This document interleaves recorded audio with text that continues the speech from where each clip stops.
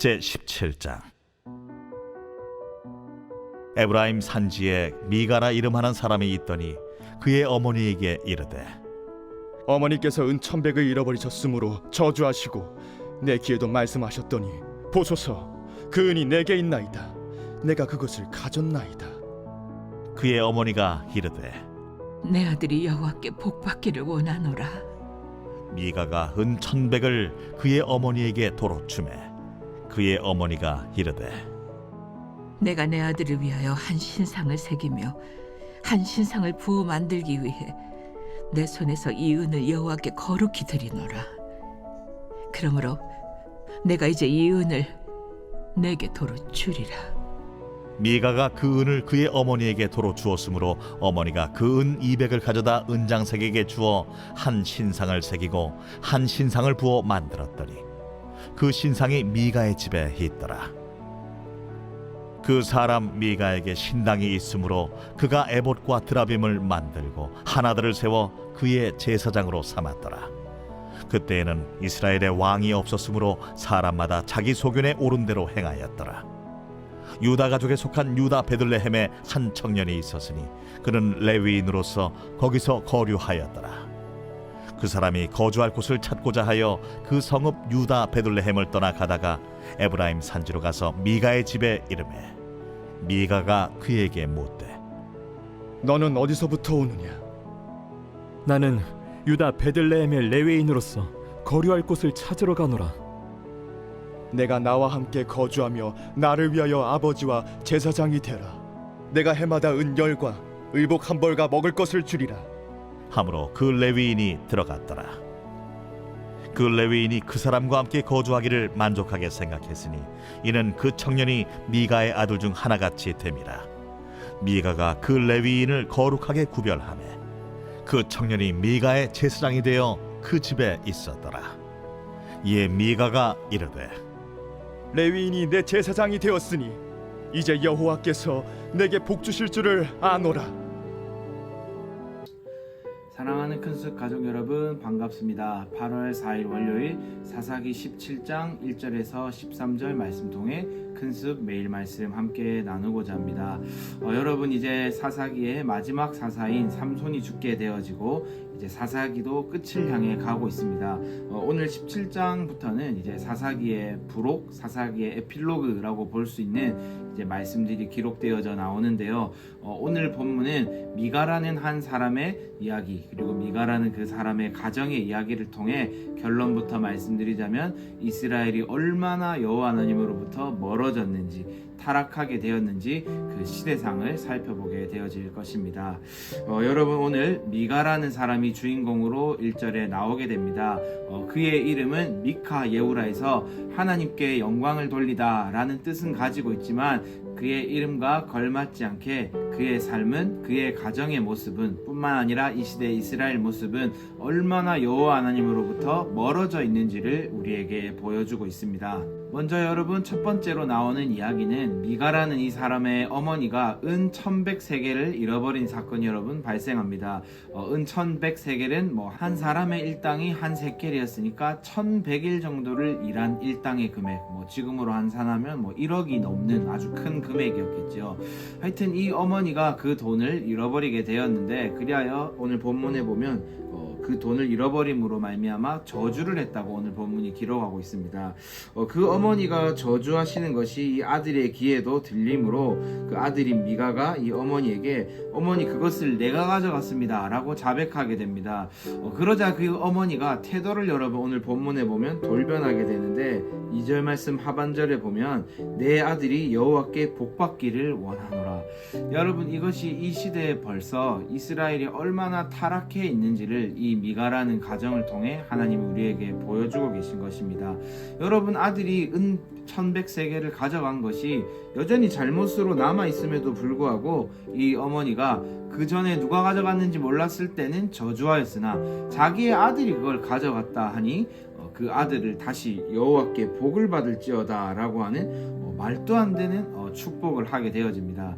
여러분 우리나라 속담에도 팔이 안으로 굽는다, 즉 나의 자녀가 잘못을 했더라면 그것을 좀 감추고 싶고 그것을 감싸주고 싶은 것이 부모의 마음이겠지만, 여러분 우리 믿는 자들이 팔이 안으로 굽는 것이 아니라 팔이 여호와의 말씀으로, 하나님의 말씀이 우리의 기준이 되어 자녀를 양육하는 우리 크리스찬 가정들, 크리스찬 부모님들이 되시기를 주님의 이름으로 축복합니다. 자, 여러분 이 어머니의 문제가 여기서 끝나지 않습니다. 그래서 이제 미가가 그 1,100을 은1,100을 이제 어머니에게 도로 돌려주는데, 그의 어머니가 이르되 내가 아들을 위하여 한 신상을 새기며 한 신상을 부어 만들기 위해 내 손에서 이 은을 여호와께 거룩히 드리노라. 여러분 이 본문을 주의 깊게 읽어보셔야 되는데요, 그냥 쓱 읽어보았을 때는 그의 어머니가 여호와를 위하여 무언가 그 제물을 여호와께 드렸나라는 생각이 드실 수도 있겠지만, 여러분 잘 읽어보면 아주 역설적인 아이러니한 여러분 행동을 이 어머니가 하고 있습니다.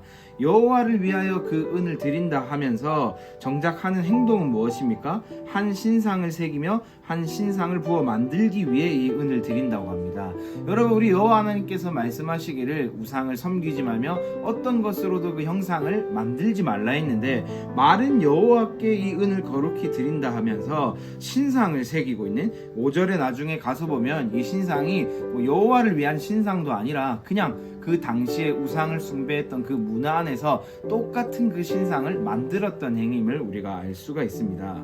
여기서 이 가정의 문제가 또 끝나지 않습니다. 여러분 이제 그 신상을 만듦으로 그곳에 이제 신당이 생겼겠죠. 그래서 미가가 거기에 이제 에봇과 드라빔까지 아예 만들어 놓습니다. 그리고 이어서 자기의 한 아들을 제사장으로 마음대로 세웁니다.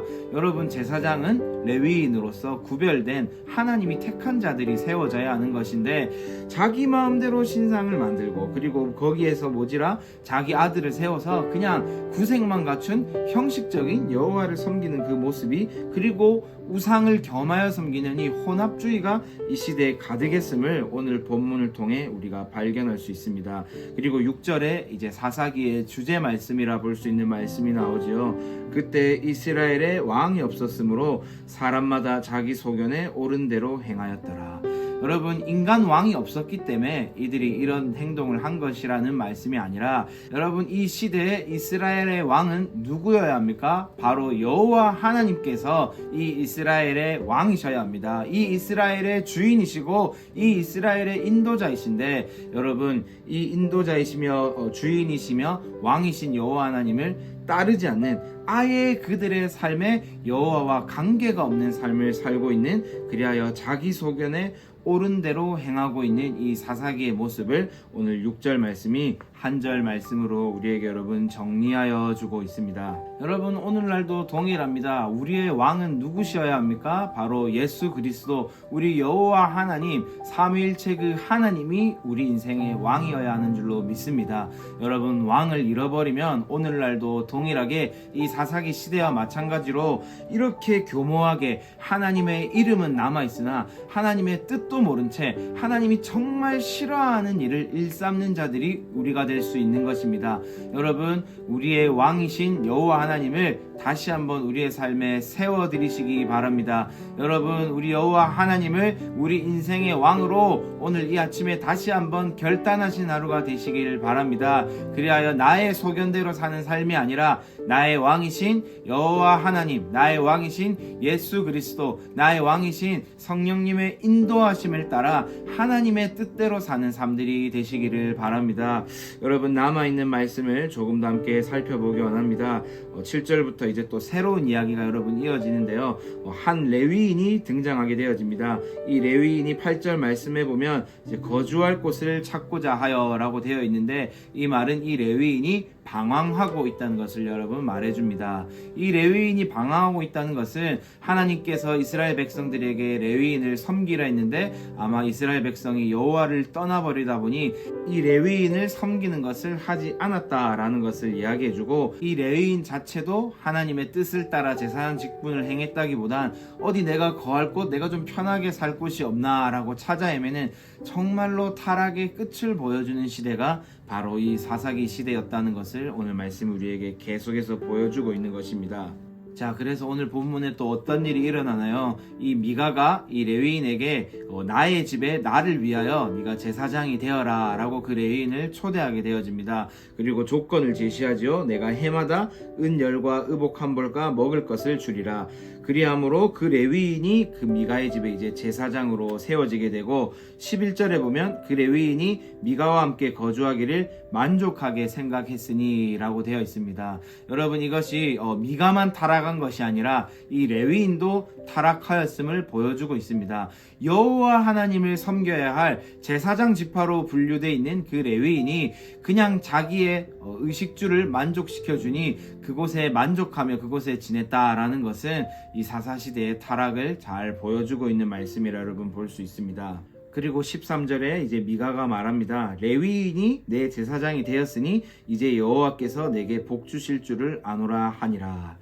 여러분, 이거 우리가 정말 조심해야 될 기복신앙의 모습입니다. 내가 하나님이 시킨 대로 했으니까 이제 하나님이 내게 복 주실 거야. 모든 종교가 이러한 목적으로 종교 생활을 하고 있을 것입니다. 여러분, 하나님 우리에게 복을 충분히 주실 수 있는 분입니다. 오늘 이 말씀을 듣는 여러분에게 하나님이 이 땅의 복도 주시는 축복들이 있으시기를 바랍니다. 우리의 사명이 재물을 통하여 이 땅에 뭔가를 섬기는 것이면 하나님은 얼마든지 우리에게 재물을 부어주실 것입니다. 그리고 우리가 높은 자리에 가는 것이 주님의 뜻이고 우리가 해야 될 사명이고 부르심이라면 우리가 또한 높은 자리에도 갈 수도 있을 것입니다. 그러나 여러분, 나의 사명도 나의 부르심도 주님의 뜻도 아닌데 내가 그저 재물을 바라고 남들보다 높은 자리에 가기 원하고 그래서 여호와를 섬기는 이 기복신앙, 여러분, 이것은 한 끗 차이지만 우리가 아주 경계해야 할 신앙의 태도라고 봅니다. 여러분, 오늘 미가는 내가 레위인을 내 제사장으로 세웠으므로 이제 하나님이 복 주실 거야 라는 오늘날도 너무나 팽배하게 행해지고 있는 이 기복신앙의 단면을 면밀히 우리에게 보여주고 있습니다.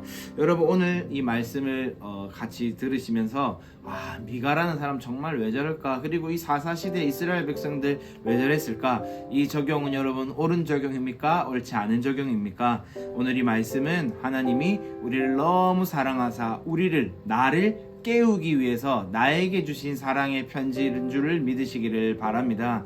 여러분, 나도 모르게 내 안에 이 미가와 같이, 이 미가의 어머니와 같이 내가 예수 그리스도를 섬긴다면서 내가 하나님을 따라간다 하면서 나도 모르게 이 미가와 같은 신앙이 나의 신앙이 되지 않았는지 나를 점검해 보라고 하나님이 오늘 우리에게 주신 말씀인 줄로 믿습니다. 이거 저 집사님이 들어야 되는데, 이거 저 권사님이 들어야 되는 데가 아니라 바로 오늘 하나님이 나의 신앙을 점검해 보라고 오늘 우리에게 주시는 말씀인 줄로 믿으시기를 바랍니다. 여러분, 예전에 복음성가에 나왔던 가사처럼 나도 모르게 내가 믿기 편한 방식으로 나를 위한 예수님을 만들어내고 그 예수 그리스도의 십자가는 내 삶에 온데간데 없는, 하나님의 뜻은 내 삶에 온데간데 없는 삶이 나의 삶이 되어 있지는 않는지 우리의 삶들을 점검해 보시는 하루가 되시기를 바랍니다.